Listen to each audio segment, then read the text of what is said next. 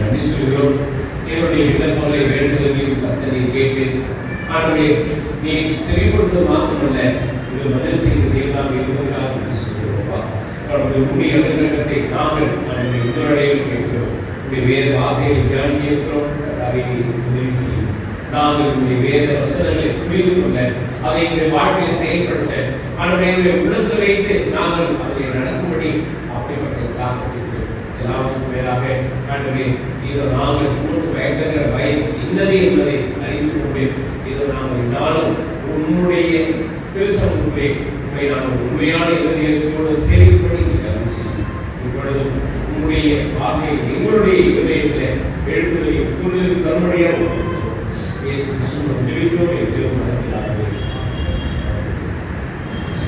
பார்ப்போம்.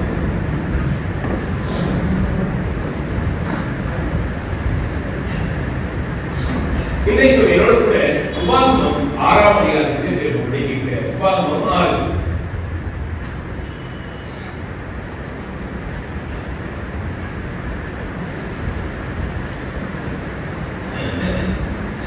உபாகமம் 6ஆம் அதிகாரம். இன்னைக்கு நாம் நேரம் எடுத்து இன்னொரு அதிகாரத்திலிருந்து மிக முக்கியமான ஒரு சில காரியங்களை நம்ம சொல்ல போகிறோம். அதே குறிப்பா நம்ம தியானிக்க போகும் தலைப்பு 24ஆம் வசனத்தில் எடுக்கப்பட்டிருக்கிறது. உபாகமம் 6ஆம் அதிகாரம் 24ஆம் வசனம். பழைய ஏற்பாட்டு பக்கம் 232. உலக வாசிக்க உபாகமம் 6ஆம் அதிகாரம் 24ஆம் வசனம். இந்நாளில் இருக்கிறது போல நம்மை அவர் உயிரோடு காப்பதற்கும் என்னாலும் நன்றியாய் இருக்கிறதற்கும் நம்முடைய தேவனாகிய கர்த்தருக்கு பயந்து இந்த எல்லா கட்டளைகளின்படியையும் செய்ய கர்த்தர் நமக்கு கட்டளையிட்டார். இந்த வசனத்தில் இருக்கக்கூடிய நாம நடுப்பகுதி என்னாலும் நன்றாய் இருக்கிறதற்கும் நம்முடைய தேவனாகிய கர்த்தருக்கு பயந்து இந்த எல்லா கட்டளைகளின்படியையும் செய்ய கர்த்தர் நமக்கு கட்டளையிட்டார். இதை நாம் இன்றைக்கு நாம் நேரம் எடுத்து தியானிக்கிறோம். கடந்த வாரத்திலே ஜெபம் சென்ற பாத்தீங்கன்னா இந்த அதிகாரத்தை குறித்து சற்று நேரம் எடுத்து படித்தோம். ஏன் அப்படின்னா இஸ்ரவேலில் உள்ள ஒவ்வொருவரும் இந்த ஒரு பகுதியை அவங்களுடைய வாழ்க்கையில பிரதானமாக அதை என்ன பண்ணுவாங்கன்னா கை கொள்வார்கள். என்ன சொல்ல போனா இந்த ஒரு பகுதியை அவர்கள் மனப்பாடம் செய்திருப்பார்கள். இந்த உபாகமம் 6ஆம் அதிகாரம் அப்படி என்ன ஒரு விசேஷமான ஒரு அதிகாரம். இங்கே நம்ம பார்க்கிறோம் கர்த்தருக்கு பயப்படுகிற பயம். அதுவும் ஏன் பயப்படணும் அப்படின்றதையும் நாம் இந்த விளக்கத்தில் நம்ம பார்க்கிறோம். 24ஆம் வருஷத்துல என்னாலும் நன்றாய் இருக்கிறதற்கு இந்த பூமியில நம்மளுடைய வாழ்க்கை திங்கட்கிழமை மாத்திரம் இல்ல, செவ்வாய்க்கிழமை மாத்திரம் இல்ல, புதன்கிழமை மாத்திரம் இல்ல, என்னாலும் எல்லா மாதமும் என்ன சொல்ல போனா நாம இந்த பூமியில வாழுகிற நாட்கள் எல்லாம் நாம் நன்றாய் இருக்கணும் அப்படின்னா ஒரு காரியத்தை கை கொள்ளணும் அப்படின்னு இங்க வாசிக்கிறோம். என்னன்னா கர்த்தருக்கு பயப்படுகிற. இதை இஸ்ரவேலர்கள் தங்களுடைய வாழ்க்கையில கை கொள்ளும்படி கவனிக்கும்படி ஆண்டவர் அவருடைய வார்த்தைகளை கட்டளைகளை கொடுத்தார். அதுதான் நீங்க படிக்கிறோம். இந்த எல்லா கட்டளைகளின்படியும் செய்ய கர்த்தர் நமக்கு கட்டளையிட்டார். அப்ப ஆண்டவர் என்ன கட்டளையை கொடுத்தார்? இப்போ உபாகமம் 6ஆம் அதிகாரத்துல நம்ம வாசிக்கிறோம். முதல் வசனம். உபாகமம் 6ஆம் அதிகாரம் முதல் வசனம். நீ உன் தேவனாகிய கர்த்தருக்கு பயந்து, முதல் காரியமே அதுதான். நீ உன் தேவனாகிய கர்த்தருக்கு பயந்து உயிரோடு இருக்கும் நாளெல்லாம் நீயும் உன் குமாரனும் உன் குமாரத்தையும் நான் உனக்கு விதிக்கிற அவருடைய எல்லா கட்டளைகளையும் கைக்கொள்ளுகிறதுனாலே உன் வாழ்நாட்கள் நீடித்திருக்கும்படி. நாளெல்லாம் என்னாலும் நன்றாயிருக்கும்படி, அடுத்தது உன் வாழ்நாட்கள் நீடித்திருக்கும்படி, எல்லாமே ஒரே காரியத்தை வாழ்க்கையில இன்னைக்கு நாம கேட்கிற கேள்வி நான் நல்லா இருக்கணும்னா என்ன பண்ணணும்? இன்னைக்கு நம்ம ஆரோக்கியமா இருக்கணும்னா எதை சாப்பிடணும் எதை சாப்பிடக்கூடாது நமக்கு தெரியும். அதுவும் இப்ப இருக்கிற காலகட்டத்துல இந்த வயது வகுப்புல இருக்கக்கூடியவங்க இது சாப்பிட்டாங்க வந்து 40 50 வரைக்கும் இவங்க இந்த உணவுப் பொருட்களை சாப்பிட்டா நல்லது, 50 60 வரைக்கும் இந்த உணவுப் பொருட்களை சாப்பிட்டா நல்லது. சோ பகுதியாக இப்ப என்ன பண்றாங்கன்னா எல்லாரும் கவனமாக செயல்படுகிறார். ஏன்? நீடித்து வாழணும்.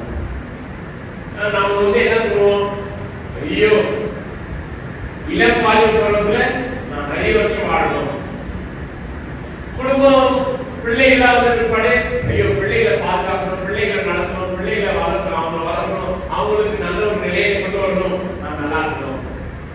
ஆனா நம்ம பிள்ளைகளை கொஞ்சம் வளர்ந்த பிற்பாடு நம்ம வாயிலிருந்து ஒரு வார்த்தை வரும், வாழ்க்கை சீக்கிரம் மண்டையப்பட்டா நல்லா இருக்கும் இல்லையா? ஆண்டவரே சீக்கிரம் இதெல்லாம் என்ன எடுத்துக்கோ, ஆனா இந்த பொறுப்பை எல்லாம் என்னால பார்க்க முடியாது. பிள்ளைகளுக்கு கல்யாணம் ஆயிடுச்சுன்னா ஒன்னும் அது இருந்தாலும் புறமல். சரி, இன்றைக்கு நம்முடைய வாழ்நாட்டுல எல்லாம் நம்முடைய கணக்குப்படி பார்க்கிறத தவிர நாம் ஒவ்வொரு முறையும் நம்முடைய வாழ்க்கையுடைய பகுதியை பார்க்கும் பொழுது ஆண்டவருக்கு நாம் பயந்து வாழ்கிறோம். இங்கே நம்ம படிக்கிறோம் உபாகமம் 6ஆம் அதிகாரத்துல வாசிக்கிறோம். அந்த கற்பனைகள் என்ன, அந்த கற்பனைகள் என்ன, எதை கைக்கொள்ளணும் அப்படின்றது ஆண்டவர் சொல்கிறார். வாசிக்க பாருங்க. 3வது வசனம், இஸ்ரவேலே நீ நன்றாயிருப்பதற்கும் உன் பிதாக்களின் தேவனாகிய கர்த்தர் உனக்கு சொன்னபடி பாலும் தேனும் ஓடுகிற தேசத்தில் நீ மிகவும் விருத்தி அடைவதற்கும் அவைகளுக்கு செவி கொடுத்து அவைகளுக்கு நீ செய்ய சாவதானமாய் இரு. சோ இங்க திரும்பவும் அந்த வாக்கியம் நம்ம பார்க்கணும், நீ நன்றாயிருப்பதற்கு, அதே சமயத்துல நீ மிகவும் விருத்தி அடைவதற்கு, அதாவது ஆசீர்வாதமாய் இருப்பதற்கு ஆண்டவர் இந்த ஒரு காரியத்தை மையப்படுத்துகிறார். என்னது? 4வது வசனம் 5வது வசனம். இதை படித்ததற்கு முன்பதாக நாம ஒவ்வொருத்தரும் கவனிக்க வேண்டிய ஒரு காரியம் என்னன்னா, நாம எல்லோரும் ஒவ்வொரு நாளும் நம்முடைய வேலை, நம்முடைய சொந்த காரியம், குடும்பம், பிள்ளைகள் இதெல்லாம் பார்க்கிறோம். ஆனா காலையில எழுந்த உடனே நம்முடைய முதல் சிந்தனை, நோக்கம், கவனம் என்னவா இருக்கும்? நம்ம எழுந்த உடனே நம்ம என்ன செய்வோம்? இன்னைக்கு எல்லாரும் செய்யறது எழுந்த உடனே போன முதல்ல பார்ப்போம், எத்தனை வாட்ஸ்அப் மெசேஜ் வந்திருக்கு, இல்ல இன்ஸ்டாகிராமா, ஃபேஸ்புக்கோ, என்ன சொல்றீங்க சோஷியல் மீடியால நான் இந்த ஸ்டேட்டஸ் போட்டேன், எத்தனை பேர் லைக் பண்ணிருக்காங்க, எத்தனை பேர் எனக்கு வந்து கமெண்ட் பண்ணிருக்காங்க. இது எல்லாம் நம்மளுடைய கவனம். ஒரு சில பேர் வந்து என்னன்னா நைட் ஸ்டேட்டஸ் போட்டாங்கன்னா எத்தனை பேர் பார்க்கணும், யாருமே பார்க்கணும், ஐயோ யாருமே பார்க்கலையே அப்படின்னு அது ஒரு ரீதியில என்ன பண்ண மாட்டாங்க, தூக்க மாட்டாங்க. கேட்டா நான் ஸ்டேட்டஸ் போட்டேன், நான் இதெல்லாம் பண்ணேன், யாருமே பார்க்கவே இல்லை, யாரும் கமெண்ட் பண்ணவே இல்லை, லைக் பண்ணவே இல்லை, இப்படி ஒரு கூட்டத்தார் இருக்காங்க. ஒரு சில பேர் காலையில் எழுந்த உடனே நியூஸ் பேப்பர் படிக்காம, காஃபி குடிக்காம அவங்களுடைய நாள் என்ன ஆகாது. ஒரு சில பேருக்கு ரொம்ப வித்தியாசமான ஒரு காரியம் என்னன்னா, காலையில எழுந்துக்கும் பொழுது அவங்க செய்கிற முதல் வேலை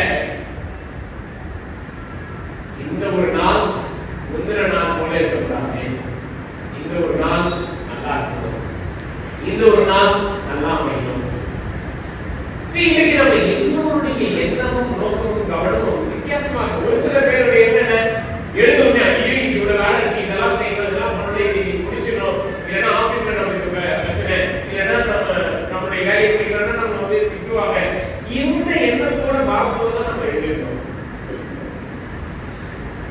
இன்னைக்கு நம்ம எல்லாருடைய மனநிலையும் இந்த சமுதாயத்துடைய சூழ்நிலை அடிப்படையில்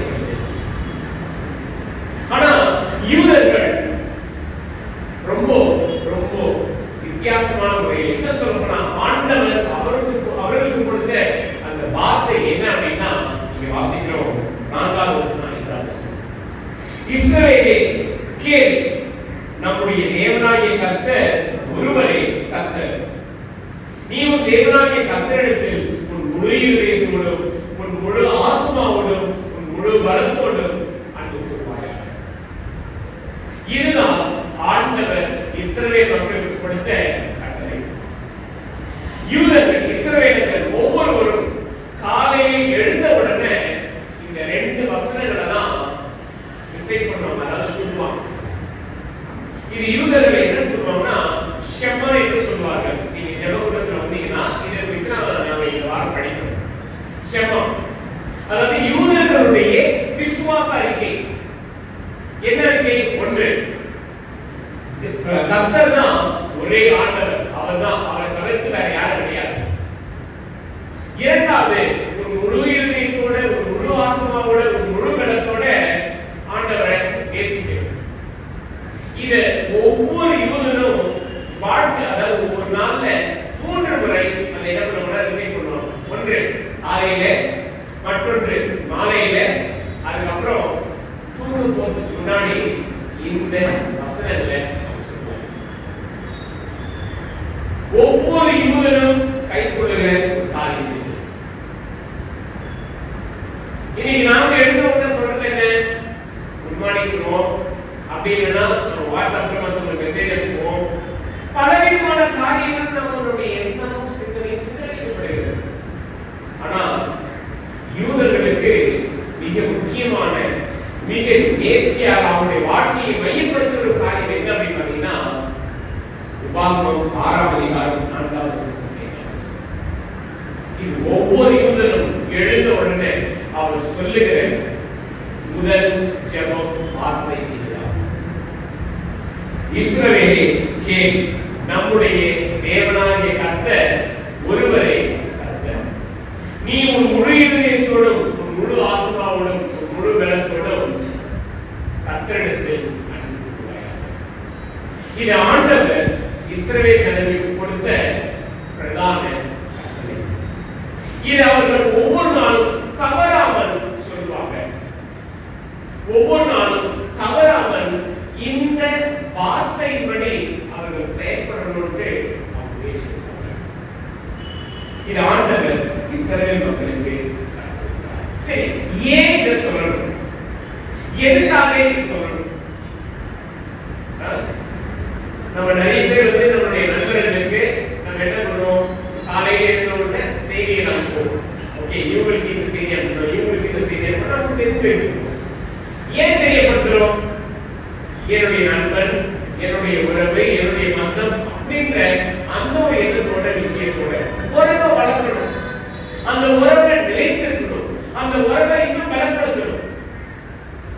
இங்க ஆண்டவர் தம்முடைய கட்டளையை, தம்முடைய கற்பனையை, தம்முடைய ஜனமாகி இஸ்ரவேலுக்கு கொடுப்பதற்கான காரணமே உறவை அதிகமாக வளர்க்கும்படி, அந்த உறவை நிலைத்திருக்கும்படி, அந்த உறவை ஸ்திரப்படும்படி ஆண்டவர் இந்த வார்த்தையை சொன்ன கற்பனையை இஸ்ரவேல்,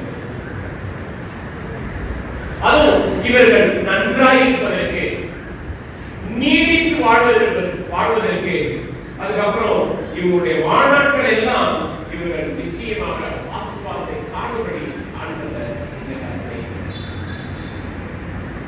இதை இஸ்ரவேல் மக்கள் அனுதினமும் கைக்கொள்கிறார்கள். ப்ராப்ளம் என்ன அப்படின்னா, எல்லாரும் சொல்லுவாங்க, ஆனா அதன்படி செயல்படுவதுதான்.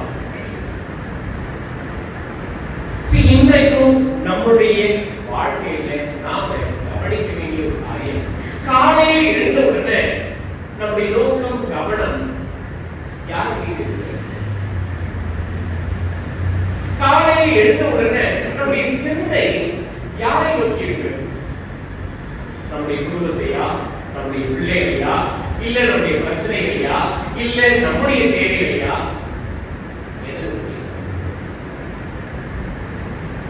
இங்க ஆண்டவர் இஸ்ரவேல் ஜனங்களுக்கு இந்த வார்த்தையை கொடுப்பதற்கான காரணம், இந்த இஸ்ரவேல் ஜனங்கள் தங்களுடைய வாழ்க்கையில புதிய நாளை தொடங்கும் பொழுது அவருடைய நோக்கமும் கவனமும் ஆண்டவர் மீது, ஆண்டவரை நேசிப்பது மீது இருக்கிறோம் என்பதை இங்கே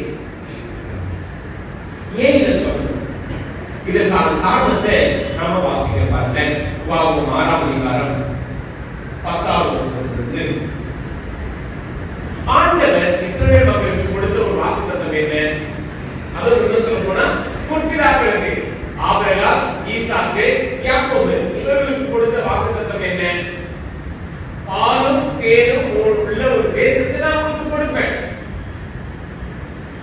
அந்த இடத்தை நீங்க சுதந்திரித்துக் கொள்வீர்கள். அந்த இடம் உங்களுக்கே உரியதாக இருக்கும். இதுதான் ஆண்டவர் வாக்குத்தத்தம் பண்ணினார். இதை இஸ்ரவேல் மக்கள், அதாவது முற்பிதாக்கள் ஆபிரகாம், ஈசாக்கு, யாக்கோபு இவர்களுடைய பிள்ளைகள் அதை சுதந்திரித்துக் கொள்கிறார்கள். அப்போ ஆண்டவர் அதை எப்படி கொடுக்கிறார் பாருங்க. 10வது வசனம், தேவனாகிய கர்த்தர் உங்களுக்கு கொடுப்பேன் என்று ஆபிரகாம், ஈசாக்கு, யாக்கோபு என்பவர்களாகிய உன் பிதாக்களுக்கு ஆணையிட்டு கொடுத்த தேசத்தில் உன்னை பிரவேசிக்க பண்ணும்போது, முற்பிதாக்களுக்கு ஆண்டவர் கொடுத்த அந்த வாக்குத்தத்தம், அதை நான் உங்களுடைய வாழ்க்கையில நிறைவேற்றுவேன். நீங்க பிரவேசிக்கும் பொழுது என்ன நடக்குது பாருங்க. நீ கட்டாத வசதியான பெரிய பட்டணங்களையும் நீ நிரப்பாத சகல நல்ல வஸ்துக்களாலும் நிரம்பிய வீடுகளையும் நீ வெட்டப்பட்டிருக்கிற துறவுகளையும் நீ நடாத திராட்சை தோட்டங்களையும் ஒலிவ தோப்புகளையும் அவர் உனக்கு கொடுப்பதினால் நீ சாப்பிட்டு திருப்தியாக போதும். ஆண்டவர் ஆபிரகாமோடு, ஈசாக்கோடு, யாக்கோபோடு வாக்குத்தத்தம் பண்ணும்போது இந்த தேசத்தை கொடுப்பேன் என்று சொல்லும்போது வேற ஒரு காலியான ஒரு தேசமா இல்லை. இன்னைக்கு நம்ம இடம் வாங்குறோம் அப்படின்னா நம்ம என்ன பண்ணுவோம்? மோஸ்ட்லி இருக்கிற சூழ்நிலை இடம் வாங்க முடியாது.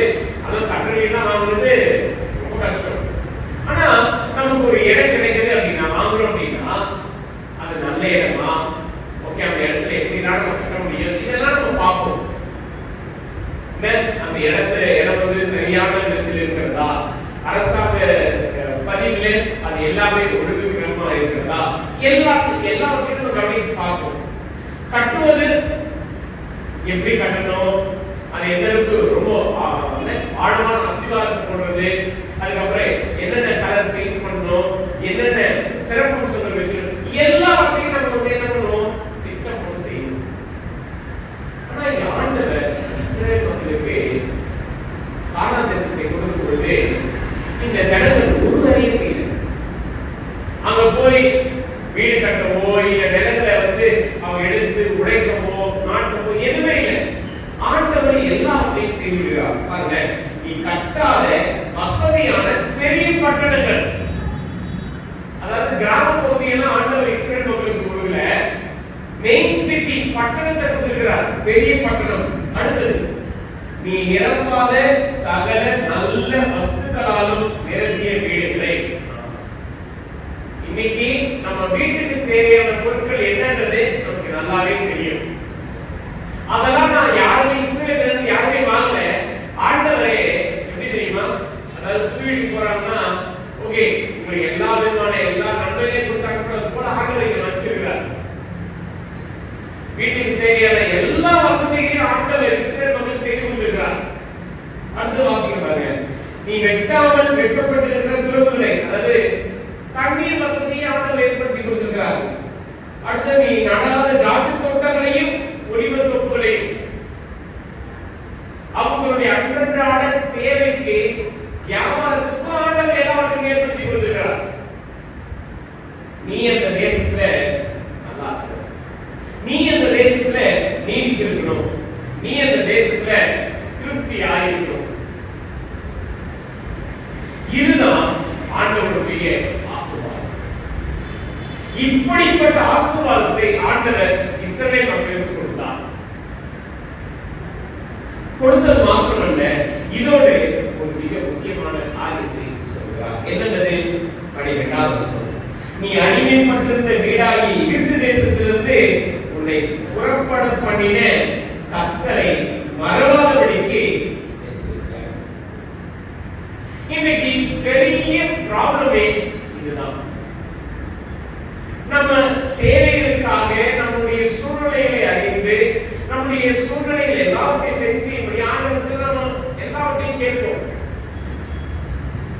எல்லாம் நிறைவாக பரிபூர்ணமாக பெற்றுக்கொண்ட பிற்பாடு கர்த்தரை இங்கே ஆண்டவர் இஸ்ரவேல் மக்களுக்கு என்ன கொடுக்கல? எல்லாவற்றையும் கொடுத்தார். ஆனா இந்த ஜனங்கள் எப்படிப்பட்டவர்களாக இருப்பார்கள் என்பதையும் எச்சரிக்கிறார். என்ன சொல்றாரு? கர்த்தரை மறவாதபடிக்கு எச்சரிக்கிறார். ஆண்டவர் ஆசீர்வாதங்களை கொடுக்கும் பொழுதே ஒரு எச்சரிக்கை வார்த்தையை கொடுத்தார். இன்னைக்கு நாம அதை கவனிக்க மாட்டோம். ஆண்டவர் ஆசீர்வதிக்கும் போது ஆசீர்வாதமான வார்த்தைகளை மட்டும்தான் பார்ப்போம் தவிர அதோடு சேர்ந்து வரக்கூடிய எச்சரிக்கை வார்த்தைகளை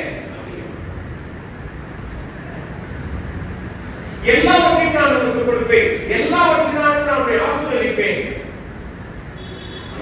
என்ன பண்ணுறாரு? கர்த்தரை மறவாதபடி. இங்கே இஸ்ரவேல் ஜனங்களுக்கு இந்த ஒரு காரியத்தை ஆண்டவர் நித்தியமாக இது உண்மை. ஏன்னா நம்முடைய மனம் நன்மைகளை பெற்றுக்கொண்ட பிற்பாடு ஆண்டவரை நன்மைகளை பெற்றுக்கொண்ட பிற்பாடு நாம் கர்த்தரிடத்தில் எப்படிப்பட்ட ஆசீர்வாதங்களை சுதந்திரித்துக் கொண்டோம் என்பதை சிந்தித்து பார்க்கணும். ஏன் சொல்லுங்க? நாம் பெற்றுக்கொண்ட ஆசீர்வாதங்கள் கர்த்தரையே மறக்க செய்யும். கொஞ்சம் யோசிச்சு பாருங்க. நாம ஆரம்பத்துல ஆண்டவரை தேடினதற்கும் ஆரம்பத்துல ஆண்டவரை நேசித்ததற்கும் ஆரம்பத்தில் நாம் ஆண்டவருடைய ஆலயத்தில் ஆராதனைக்கு கொடுத்த மதிப்பிற்கும் இப்பைக்கும் நிறைய பெரிய வித்தியாசம். நம்ம ஆரம்பத்தில் பெற்றிருந்த அப்படிப்பட்ட அந்த உற்சாகம் இதுவரைக்கும் இருக்குதா அப்படின்னா நான் சொல்ற சரிய பிரகாரமான காரியம் இல்லை. உள்ளத்தின் ரீதியாக நம்முடைய ஆத்மா உற்சாகத்தோடு ஆர்வத்தோடு கர்த்தரை தேடினது. ப்ராப்ளம் என்ன? நம்ம ஆசீர்வாதங்களை காண காண காண காண பெற்றுக்கொள்ள ஒரு சில நேரத்துல நம்ம கர்த்தரை வாசிக்கிறாங்க. உபாகமம் 6 உன் தேவனாகிய 13வது சொல்றாங்க. கர்த்தரை மறவாதபடி எச்சரிக்க தேவனாகிய கர்த்தருக்கு பயந்து அவருக்கே ஆராதனை செய்து. இங்கே இன்னொரு மிக அவசியமான ஒரு காரியத்தை ஆண்டவர், நீ ஆசீர்வாதத்தை பெற்றுக்கொண்ட பிற்பாடு நன்மையினால் நிறைந்த பிற்பாடு செய்ய வேண்டிய மிக முக்கியமான ஒரு காரியம்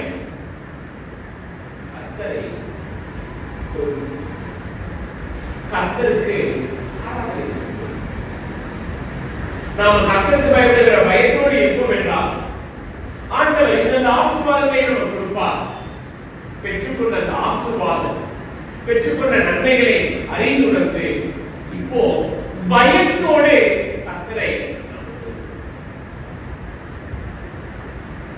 இந்த ஒரு காரியத்தை ஆண்டவர் இஸ்ரவேல் மக்களுக்கு கற்றுக்கொடுக்கிறார்.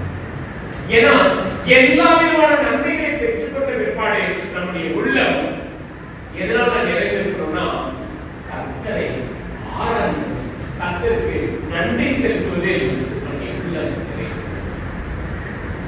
அப்படி இல்லைன்னா நன்மைகளை பெற்றுக்கொண்ட பிற்பாடு நாம் நன்றி சொல்ல கூட கர்த்தருக்கு வரவில்லை என்றால் நாம நம்முடைய வாழ்க்கையினுடைய முதல் ஆபத்தான சூழ்நிலையில என்ன அப்படின்னா கர்த்தரை மறந்து போகிற அப்படிப்பட்ட ஒரு நிலைக்கு நம்ம துவக்கத்துல இங்க இஸ்ரவேல் ஜனங்கள் எப்படிப்பட்டவராய் இருப்பார்கள் என்பதை ஆண்டவர் நன்றாக அறிந்திருக்கிறார். முன்னதாகவே அவர்களுக்கு இந்த எச்சரிக்கை வார்த்தைகளை கொடுத்தார். நீங்க கர்த்தரை மறவாதபடி கர்த்தர் செய்த நன்மைக்கு நீ பார்த்தா ஆராதிக்கணும் அப்படின்றத அவர் இங்கே கட்டளையாக கொடுக்கிறார். வாசிகள் பண்ண தேவனாகிய கர்த்தர் பயந்து அவருக்கே ஆராதனை செய்து அவருடைய நாமத்தை கொண்டே இன்றைக்கு நம்முடைய வாழ்க்கையில நாம் பெற்றுக்கொண்ட நன்மைகளை நாம் சற்று நேரம் எடுத்து சிந்திக்க கூட நமக்கு நேரம் இல்லாமல் போயிடுச்சு. நாம் கர்த்தரிடத்தில் பெற்றுக்கொண்ட அந்த ஆசீர்வாதத்தை எண்ணி பார்த்து கர்த்தரை துதிக்க நன்றி சொல்ல கூட இன்றைக்கு நம்முடைய மனம் என்ன ஞாயிற்றுக்கிழமை வரை காத்திருக்கிறோம். ஞாயிற்றுக்கிழமை சர்ச்சில் போய் நம்ம இப்படி ஆண்டவர் ஆராதிக்கிறோம். ஏன்னா ஆண்டவர் எனக்கு நன்மை செய்தார், ஆண்டவர் எனக்கு ஆசீர்வாதத்தை கொடுத்தார். ஞாயிற்றுக்கிழமை வரை நம்ம காத்திருக்க வேண்டிய அவசியம் இல்லை. கர்த்தர் செய்த நன்மைகளை நாம் பெற்றுக்கொள்ளும் பொழுது எண்ணி பார்க்கும் பொழுது நாம எங்க இருந்தாலும் எப்படி இருந்தாலும் கர்த்தருக்கு பயந்து அவரை ஆராதிக்கவும் நன்றி சொல்லவும். இங்கே இஸ்ரவேல் ஜனங்களுக்கு ஆண்டவர் கொடுத்த இந்த வார்த்தை பயந்து கர்த்தருக்கு ஆராதிக்க. இன்றைக்கு அப்படிப்பட்ட இருதயம் ஆண்டவர் நமக்கு செய்த நன்மைகளை எல்லாவற்றையும் பெற்றுக்கொண்ட பிற்பாடு நாம் உண்மையிலேயே அவர் பயந்து ஆராதிக்கிறோமா இல்ல? ஆண்டவர் எதையும் எச்சரிக்கிறார். என்ன அப்படி நீங்க செய்யலன்னா என்ன மறந்துட்டீங்கன்னா என்னது 14வது வசனம், உன் தேவனாகிய கர்த்தருடைய கோபம் உன்மேல் உண்டு, உன்னை பூமியில் வைக்காமல் அழித்து போடாதபடிக்கு உங்களை சுற்றிலும் இருக்கிற ஜனங்களை தேவர்களாகிய அந்நிய தேவர்களை பின்பற்றாதிருப்பீர்களாக. இன்னொரு எச்சரிக்கை தருகிறார். என்னன்னா, நீங்க அந்நிய தேவர்களை பின்பற்றாமல் இருப்பீர்களா? இந்த இஸ்ரவேல் ஜனங்கள் தங்களை சுற்றி இருக்கிற அந்நிய ஜனங்களுடைய வழிமுறைகளை, கோட்பாடுகளை, அவங்களுடைய பழக்க வழக்கங்களை பெற்றுக்கொண்டார். இன்றைக்கு நம்ம கிறிஸ்தவர்கள் சொல்கிறோம். ஆனா நமக்குள்ளாக அந்நியர்களுடைய, அதாவது கர்த்தரை அறியாதவர்களுடைய தன்மைகளும் நம்பிக்கைகளும் இதை இப்படிதான் செய்யணும், அதை அப்படிதான் செய்யணும், இந்த முறைமையில இல்லை. இங்க ஆண்டவர் சொல்லுகிற இந்த ஒவ்வொரு வார்த்தைகளும் இந்த 2 வசனத்திலே அடங்கியிருக்கு. எது? 4வது வசனம், 5வது வசனம். இஸ்ரவேலுக்கு நம்முடைய தேவனாகிய கர்த்தர் ஒருவரே, அவரை தவிர்த்து வேறு யாரும் கிடையாது. அந்நிய தேவர்களை பின்பற்ற வேண்டிய அவசியம் கிடையாது. ஏன்னா கர்த்தர் ஒருவரே கர்த்தர். அவர் மட்டும் நோக்கி இருப்பது அவசியம், அவர் மட்டும் பின்பற்றுவது அவசியம். இதே ஆண்டவர் இஸ்ரவேல் ஜனங்களுக்கு மோசேவுக்கு மூலமாக கட்டளையாக தருகிறார். இன்றைக்கும் இந்த ஒரு வேத பகுதியை நாம் படிப்பதற்காக நாம் சற்று சிந்தித்து பார்ப்போமே. நம்முடைய வாழ்க்கை உண்மையாகவே கர்த்தருக்கு பயந்து ஆசீர்வாதங்களை பெற்றிருப்போம் என்றால், ஆசீர்வாதங்களை நன்மைகளை பெற்றுக்கொண்ட பிற்பாடு நம்ம வாழ்க்கை உண்மையாகவே நன்றாய் இருப்பதற்கும் நீடித்திருக்கவும் நம்ம கர்த்தருக்கு பயந்து அவரை நம்ம எத்தனை பேர் நேரம் எடுத்து ஆண்டவர் என்னுடைய வாழ்க்கையில, அதாவது தனிப்பட்ட முறையில ஒவ்வொருத்தருடைய வாழ்க்கையை செய்த நன்மையில அமர்ந்து சிந்தித்து பார்த்து இந்த வாரம் எனக்கு கிடைத்த ஒரு நேரத்துல மதிய வேளையில சற்று நேரம் எடுத்து என்னுடைய குடும்ப வாழ்க்கையை, குடும்ப காரியங்களை குறித்து நான் சிந்தித்து பார்த்து குறிப்பா எனக்கு பையன் தான். அவன் பிறந்த அந்த நாள் முதல் இப்ப இருக்கிற வரைக்கும் அவனுடைய வளர்ச்சியை நான் சற்று திரும்பி பார்த்தேன். எப்படி அவன் பிறந்தான், அவன் எப்படி இருந்தான் ஆரம்பத்துல, ஒவ்வொரு மாதம் அவனுடைய வளர்ச்சி, அதுக்கப்புறம் அவனுடைய பலவீனம், அதுக்கப்புறம் அவனுடைய தடுமாற்றம், 1 2 3 4 5 6 7 பார்க்கும்போது அது உண்மையிலேயே பெரிய ஒரு டிரான்ஸ்ஃபர்மேஷன். என்னுடைய வாழ்க்கையில ஆண்டவர் எனக்கு கொடுத்த அந்த ஆசீர்வாதத்தை பார்க்கிறது உண்மையிலேயே எப்படி கர்த்தர் கண்டிப்பாக நன்றி சொல்வதோடு ஆராதிக்கிறது.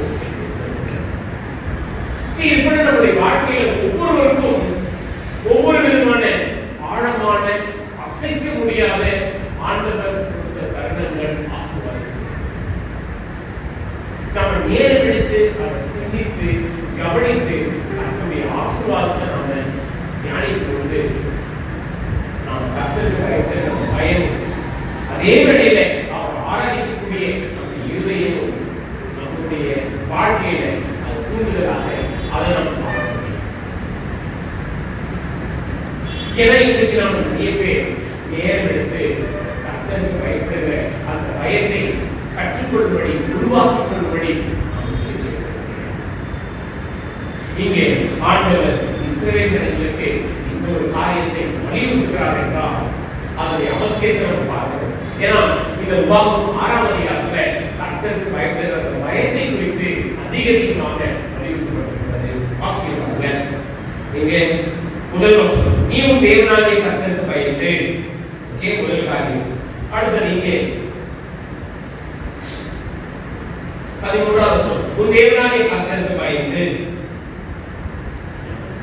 அதே சமயத்துல 24ஆம் வசனம், என்னாலும் நன்றாய் இருப்பதற்கு நம்முடைய தேவனாகிய கர்த்தருக்கு பயந்து. சோ இங்கே ஆண்டவர் இந்த காரியத்தை திரும்ப திரும்ப வலியுறுத்துகிறார் என்றால் இதனுடைய அவசியத்தையும் இதனால் வரக்கூடிய ஆசீர்வாதத்தையும் அதே சமயத்துல நாம கர்த்தரை மறப்பதற்கான வாய்ப்புகள் அதிகமாக ஆண்டவர் நன்மை செய்திருப்பார், நேரடியா பார்த்திருப்பாங்க, அடுத்த நிமிஷமே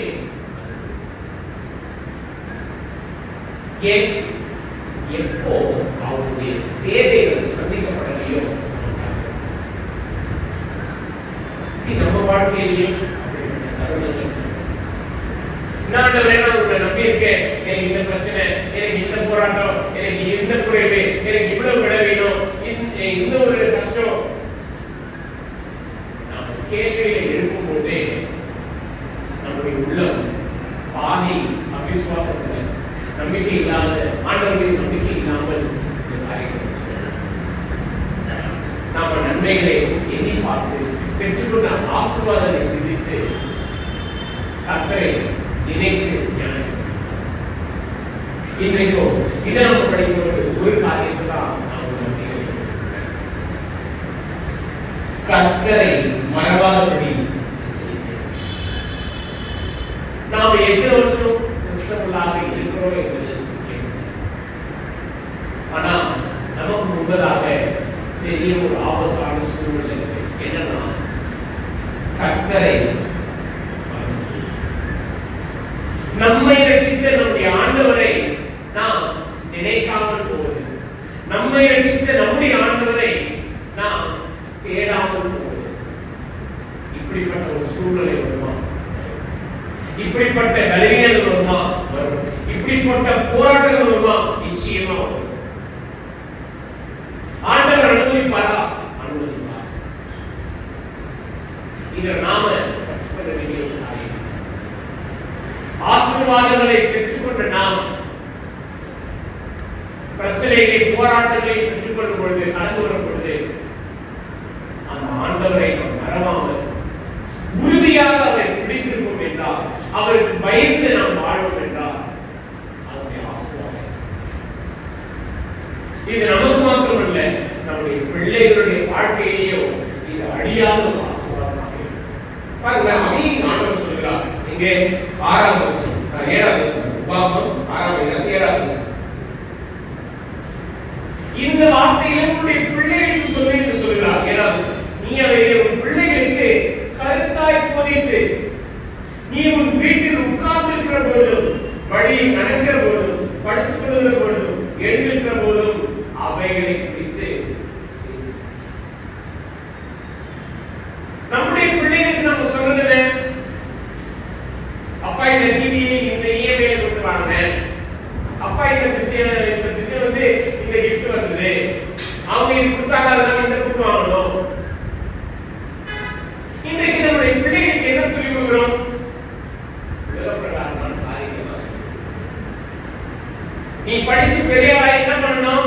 அப்பா ஒரு வீடு வாங்கி கொடு, அப்பா ஒரு வண்டி வாங்கி கொடு, காலத்துல இவங்க நல்லா வச்சு பார்க்கணும்.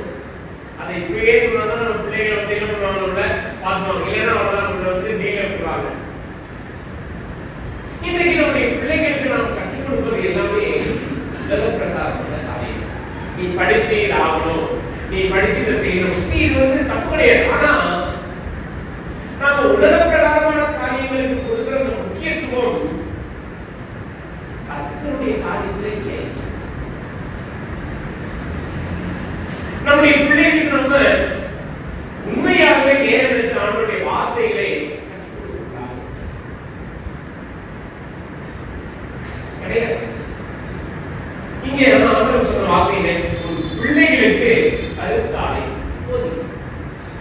போதித்து அதை நீ எல்லா அவைகளை குறித்து பேசுன்னு சொல்றார். இன்னைக்கு நாம செய்யறதே ஏன்? ஏன்னா நம்முடைய சொந்த இருதயத்திலேயே அப்படிப்பட்ட நம்ம என்ன சொல்லுவோம், ஓகே என் வாழ்க்கை தான் கேட்சி, என் பிள்ளைன்னா ஆண்டவர் தேடி நல்லா வளர்க்கணும். ப்ளீஸ், நீங்க எப்படி ஆவிக்குரிய வாழ்க்கையில் இருக்கிறீங்களோ அது பிள்ளை, நம்முடைய பிள்ளைகள். நான் ஆண்டவர் தேடணும்னா என்னுடைய பிள்ளைகள், குடும்பமாக கர்த்தர் தேடணும்னா நிச்சயமா உங்க பிள்ளைகளும், ஆமா என்னுடைய வருங்காலத்துல எதிர்காலத்துல நாங்கள் குடும்பமா ஆண்டவர் தேடணும். அந்த ஒரு உணர்வு, அந்த ஒரு தாக்கம் இன்னைக்கு நாம இதை செய்யாம கைக்கொள்ளாம பிள்ளைகளுக்கு எதிர்காலம் முடியாது. அதை செய்யுங்க. இதை முதலாவது உத்தரவு நாம இங்க இன்னொரு சம்பவத்தை பார்க்க 20வது சொல்றாங்க.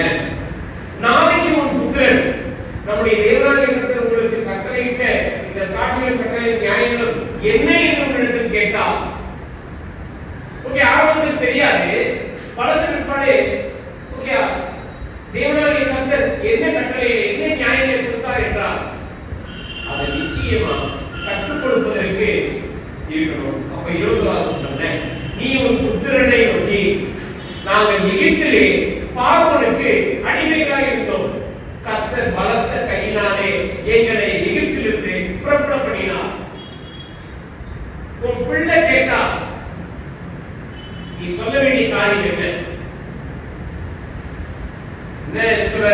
நாங்கள் எகிப்திலே பார்வோனுக்கு அடிமைகளாக இருந்தோம், நாங்க என்ன கஷ்டப்பட்டோம்பா, யாரும் சகிக்காத எல்லா விதமான பிரச்சனைகளையும் போராட்டங்களையும் நாங்கள் கடந்து வந்தோம். ஆனா அவருடைய கைகளில் இருந்து விடுவித்தது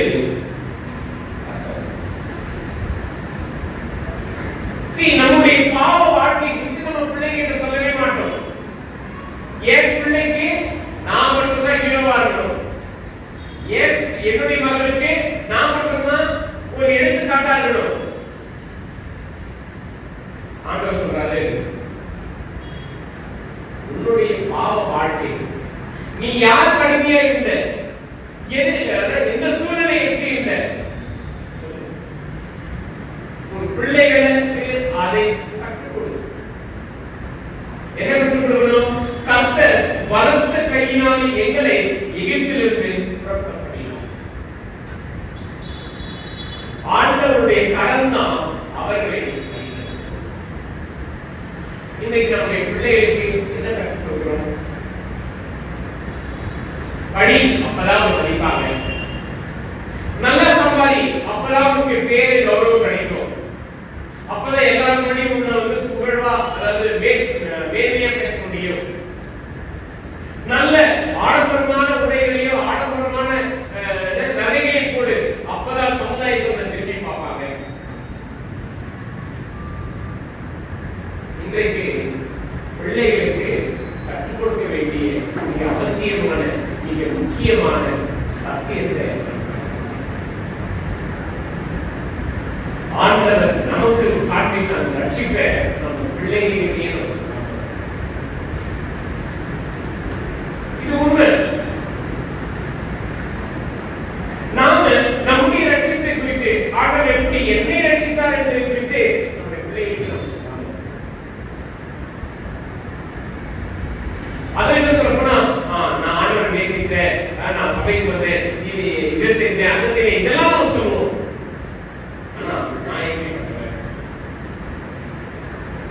என்னுடைய வாழ்க்கையில நான் எப்படி இருக்கேன், எப்படி வாழ்றேன், இந்த பாவத்திலிருந்து ஆண்டவர் என்ன என்னை மாத்தினார், என்னை திருத்தினார், என் மேல அன்பா இருந்தார். இந்த காரியங்கள இன்றைக்கு கிறிஸ்தவ பெற்றோர்களே பேசுவார்.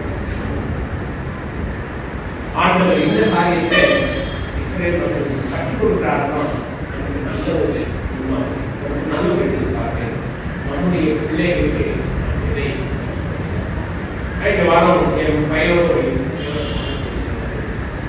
எப்போ நான் போறேன்னா அப்பா எனக்கு வந்து கிண்டர்ஜாய் பார்த்தீங்கன்னா பேட்மேன் சீரீஸ்ல எல்லாம் டாய்ஸ் நல்லா ரிலீஸ் பண்ணிருக்காங்க. ஒவ்வொரு முறையும் கிண்டர்ஜாய் அவங்க தான் அந்த சாக்லேட் சாப்பிட்றதுனால அந்த டாய்ஸ் வந்து கலெக்ட் பண்ணிருக்காங்க. கிட்டத்தட்ட 13 இது செட்டு, அது ஒரு சீரீஸ். அவன் ஒர்க் பண்றான். 1 2 3 4 5 6 7 8 கிடைச்சிச்சுப்பா, இன்னும் 5 இருக்கு. சரி 2 வாங்கி கொடுத்தேன். அப்ப சொல்றான் ஓகே இன்னும் 3 இருக்கு. சொல்றேன் இது ஃபுல்லா டாய்ஸ் தான், ஃபுல்லா டாய்ஸாவே இருக்கு அப்படின்னு போது இல்லப்பா இன்னும் 3 இருக்கு, பேலன்ஸ் 3 வேணும். அப்ப நான் சொன்னேன் சரி நான் குழந்தையா இருக்கும்போது எனக்கு நான் டாய்ஸ் வாங்கினேன், தரவே இல்லை. நான் வந்து டாய்ஸை வாங்கினேன். இப்போ வந்து பார்த்தீங்கன்னா இந்த நீ எத்தனை பேர் விளையாடி இந்த டான்ஸ் பவுன்சிங் பால் சிரிச்சதா எத்தனை பேர் விளையாடிருக்கீங்க? அது 3-4 பால்ஸ் இருக்கும். நாங்கள் தரையில ஓட்ட போட்டு வீட்டு தரையில ஓட்ட போட்டு குச்சியில வச்சு விளையாடுவோம். அதுதான் எங்களுடைய விளையாட்டு. ஆனா என் பையனுக்கு இந்த டாய்ஸ் நிறைய டாய்ஸ் கொடுத்துருக்காங்க. நிறைய சொல்லும்போது இந்த பாத்திரம் நினைக்கிறீங்களா, இதுதான் வேற ஏதோ டாய்ஸ் இல்லையா உங்களுக்கு? உடனே அவரோட தாக்குனா அப்பா நான் ஒரு டாய்ஸ் வாங்கிக்கிறேன், நீங்க விளையாடுங்க.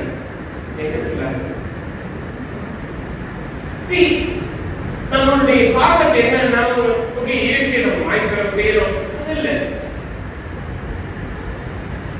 எப்படிப்பட்ட காரியங்களை ஆப்வியஸ்லி ஒரு சில நேரங்கள்ல நாங்கள் நிறைய ஓகே சம்டைம்ஸ் வளரும் பொழுது இப்ப இருக்கிற பிள்ளைகளுக்கு கஷ்டமே இல்லாம அவங்க வளர்றாங்க. ஏன்னா எல்லா தேவைகளும் சந்திக்கப்படுது, எல்லாமே கொடுக்கப்படுகிறது. அவங்களுக்கு கஷ்டம்னா என்னன்னு தெரியாம போயிடுவோம்.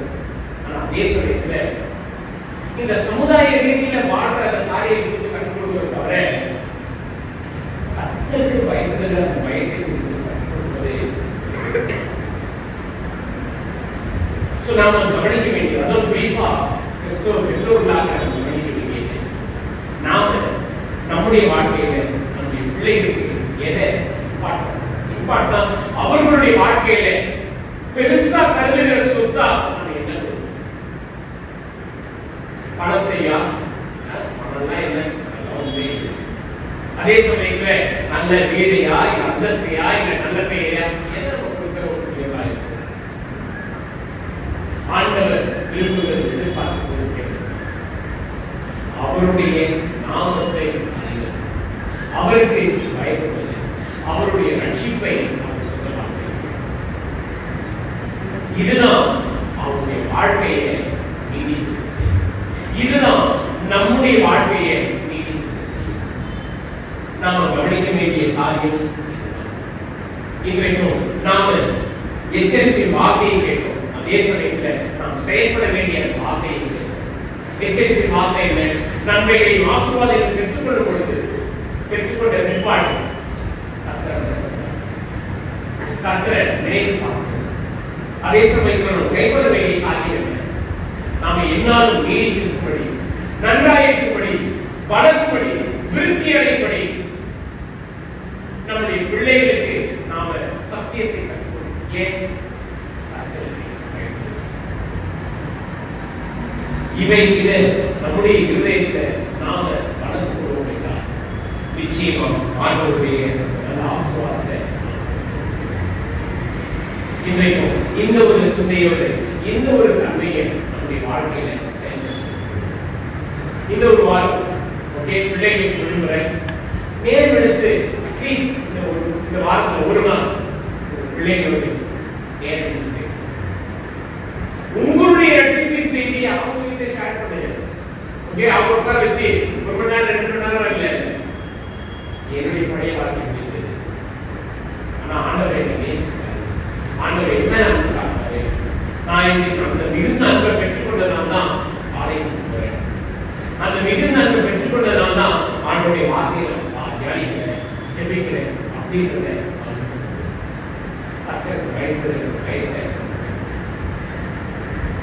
அது மாத்திரமல்ல, இன்றைக்கும் நாம் கைக்கொள்ள வேண்டிய தீர்மானிக்க வேண்டியது, ஒவ்வொரு நாளும் நாம் எழுத உடனே பலவிதமான சிந்தனை கொண்டு இருக்கிறது. இன்றைக்கு உபாகம் 6ஆம் அதிகாரத்தில் 4வது வசனம் 5வது வசனம் ஒவ்வொரு நாளும் இந்த வசனங்களை நாம பயிற்சி. இந்த ஒரு நாள் என்னுடைய ஆண்டவரை என் முழு இதயத்தோடு, என் முழு ஆத்மாவோடு, என் முழு பலத்தோடு தினமும் தினமும் ஆண்டவர் மீது நேசிக்கிறார். இந்த அன்பை நாம் யாரும் வெளிப்படுத்துவோம்? ஒண்ணு கணவன் கிட்டே, இல்ல மனைவி கிட்டே, இல்ல பிள்ளைங்க கிட்ட. என்ன என்ன சொல்லுவோம்? ஐ லவ் யூ, இல்ல oh I love you son, I love you daughter, இதான் சொல்லுவோம். நம்முடைய குடும்பத்துல நம்முடைய பிள்ளைகளோட அவ்வளவுதான் சொல்லுவோம். தவிர உண்மையிலேயே ஆண்டவரை என்னுடைய முழு ஆண்டவரை இந்த ஒரு நாள் என்னுடைய முழு ஆத்மாவோடு நான் நேசிக்கிறேன். ஆண்டவரை இந்த ஒரு நாள் என்னுடைய முழு பலத்தோட உங்களை நேசிக்கிறேன். நிச்சயமா முடியும். இது நம்முடைய நோக்கம், நம்முடைய கவனமாக இருக்கும். ஒவ்வொரு நாள் நாம இப்படி ஆரம்பிக்கும் பொழுது அந்த நாளுடைய உற்சாகத்தையும் அந்த நாள்ல நமக்கு கிடைக்கக்கூடிய நன்மைகளையும் கண்டிப்பா பார்க்க முடியும். அதே சமயத்துல எல்லா நாளும் நன்மையா இருக்குமா? இருக்காது. சவாலான நாட்களும் இருக்கும், போராட்டம் நிறைந்த நாட்களும் இருக்கும். அது மத்தியிலையும் நாம் இந்த வார்த்தை, இந்த வசனத்தை நிறைவேற்றிக் கொண்டு செய்யணும். அப்படிப்பட்ட பயத்தோடு அனுதினமும் ஒவ்வொரு நாளும் இந்த வார்த்தைகள் நம்ம இருதயத்தில்